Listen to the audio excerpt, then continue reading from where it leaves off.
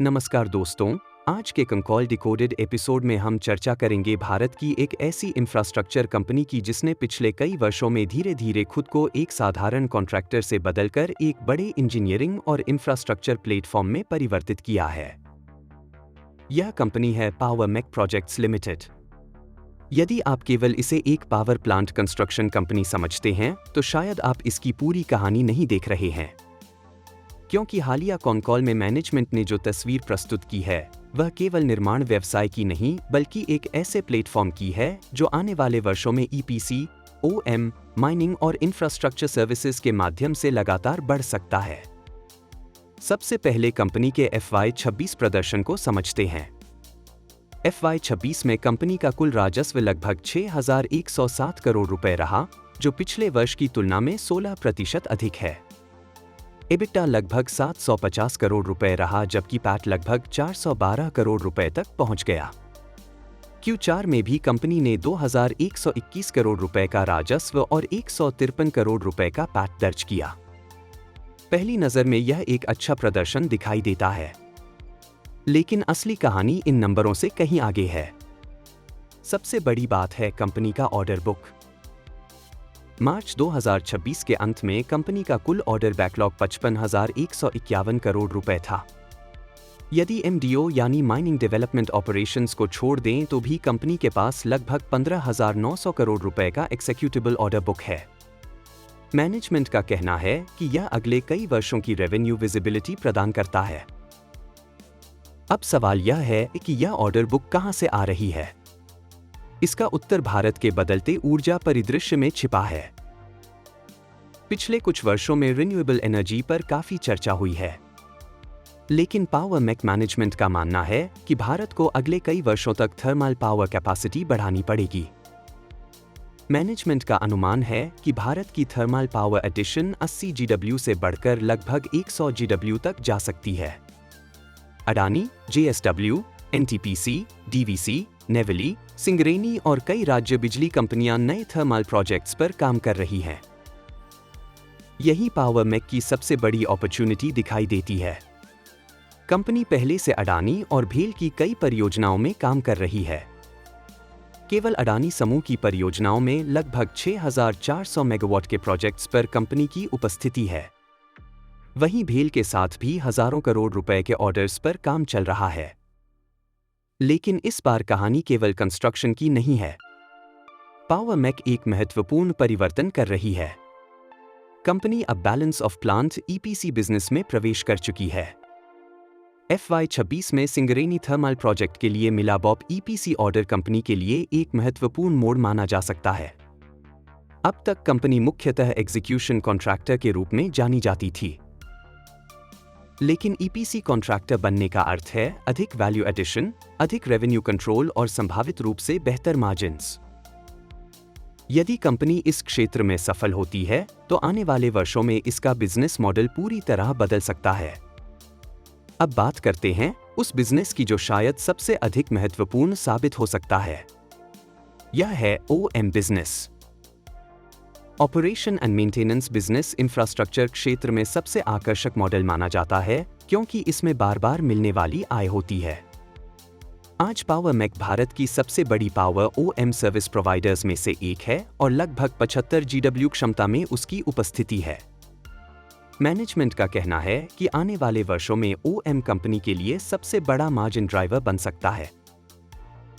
Balco, Butibori, Hindustan zinc और अन्य परियोजनाओं में कंपनी नए OM अवसरों का पीछा कर रही है। और यही एक और महत्वपूर्ण विकास हुआ। कंपनी ने मुंबई मोनोरेल OM कॉन्ट्रैक्ट हासिल किया है।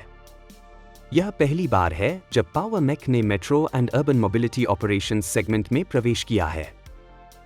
यदि यह सफल होता है तो भारत में तेजी से बढ़ते मेट्रो इंफ्रास्ट्रक्चर क्षेत्र में कंपनी के लिए नए अवसर खुल सकते हैं। अब आते हैं MDO बिजनेस पर। Mining development and operations company के भविष्य का शायद सबसे बड़ा प्रॉफिट ड्राइवर बन सकता है। FY26 में MDO व्यवसाय का योगदान अभी छोटा दिखाई देता है, लेकिन FY27 और FY28 में इसका महत्व तेजी से बढ़ने वाला है। मैनेजमेंट के अनुसार केबीपी माइन से FY27 में लगभग 350 करोड़ रुपए और FY28 में लगभग 500 करोड़ रुपए का रेवेन्यू आने की संभावना है। तसरा माइन FY27 के अंत तक शुरू हो सकती है और FY28 में लगभग 750 करोड़ रुपए तक रेवेन्यू देने की क्षमता रखती है। और सबसे महत्वपूर्ण बात, मैनेजमेंट का अनुमान है कि एमडीओ बिजनेस का EBITDA मार्जिन समय के साथ 15% से बढ़कर 20% तक पहुंच सकता है। यानी यह व्यवसाय केवल रेवेन्यू नहीं बल्कि प्रॉफिटेबिलिटी भी बढ़ा सकता है। अब मैनेजमेंट गाइडेंस की बात करते हैं। FY27 के लिए कंपनी लगभग 21% रेवेन्यू ग्रोथ का लक्ष्य रख रही है। साथ ही EBITDA मार्जिन में 25 से 30 बेसिस पॉइंट्स सुधार की उम्मीद भी व्यक्त की गई है। इसके अलावा कंपनी ने FY27 के लिए लगभग 12,000 करोड़ रुपए के नए ऑर्डर इनफ्लो का लक्ष्य रखा है। यदि यह लक्ष्य प्राप्त होता है तो ऑर्डर बुक आने वाले वर्षों में और मजबूत हो सकती है। लेकिन हर निवेश कहानी की तरह यहां भी जोखिम मौजूद है।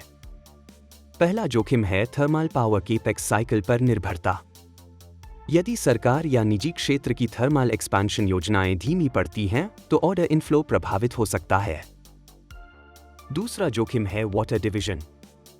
कॉनकॉल में मैनेजमेंट ने स्वीकार किया कि वाटर प्रोजेक्ट्स में बिल सर्टिफिकेशन डिलेज के कारण FY26 के रेवेन्यू पर असर पड़ा। यदि यह समस्या जारी रहती है तो वर्किंग कैपिटल प्रभावित हो सकता है।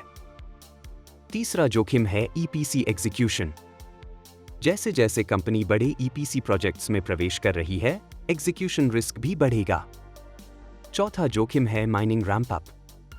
केबीपी और तसरा माइंस से अपेक्षित उत्पादन प्राप्त करना आसान नहीं होगा। किसी भी ऑपरेशनल डिले का असर रेवेन्यू और मार्जिन्स दोनों पर पड़ सकता है। अब सबसे महत्वपूर्ण प्रश्न, क्या पावर मेक प्रोजेक्ट्स एक कंपाउंडर स्टॉक बन सकता है? मेरे अनुसार इस कंपनी की सबसे बड़ी ताकत इसकी डाइवर्सिफिकेशन है। पहले केवल इरेक्शन बिजनेस था, फिर OM जुड़ा, फिर सिविल इंफ्रास्ट्रक्चर जुड़ा, अब EPC और MDO जुड़ रहे हैं और हाल ही में मेट्रो OM भी जुड़ गया है। यानी कंपनी लगातार नए प्रॉफिट पूल्स में प्रवेश कर रही है। यदि मैनेजमेंट अगले 3 से 5 वर्षों तक इसी एग्जीक्यूशन क्वालिटी को बनाए रखती है तो पावर मेक केवल पावर सेक्टर कॉन्ट्रैक्टर नहीं बल्कि एक इंटीग्रेटेड इंफ्रास्ट्रक्चर सर्विसेज प्लेटफॉर्म बन सकता है। और यही इस कहानी का सबसे महत्वपूर्ण निवेश थीसिस है। कुल मिलाकर Q4 FY26 कॉनकॉल से यह स्पष्ट होता है कि मैनेजमेंट आने वाले वर्षों को लेकर काफी आश्वस्त है और FY30 तक मजबूत ग्रोथ विजिबिलिटी देख रही है। लेकिन निवेशकों को thermal power cycle, mining execution और EPC एक्सपेंशन पर लगातार नजर रखनी होगी। यही कारक तय करेंगे कि पावर मेक अगला बड़ा इंफ्रा कंपाउंडर बनता है या नहीं। अगर आपको यह कॉनकॉल डिकोडेड एनालिसिस पसंद आया हो तो वीडियो को लाइक करें, चैनल को सब्सक्राइब करें और कमेंट में जरूर बताइए कि आपके अनुसार पावर मेक प्रोजेक्ट्स अगले 5 वर्षों में कैसा प्रदर्शन कर सकती है। धन्यवाद। डिस्क्लेमर, यह वीडियो केवल शैक्षणिक एवं सूचना उद्देश्य के लिए है। यह किसी भी प्रकार की निवेश सलाह नहीं है। किसी भी निवेश निर्णय से पहले अपने SBI रजिस्टर्ड इन्वेस्टमेंट एडवाइजर अथवा वित्तीय सलाहकार से परामर्श अवश्य करें।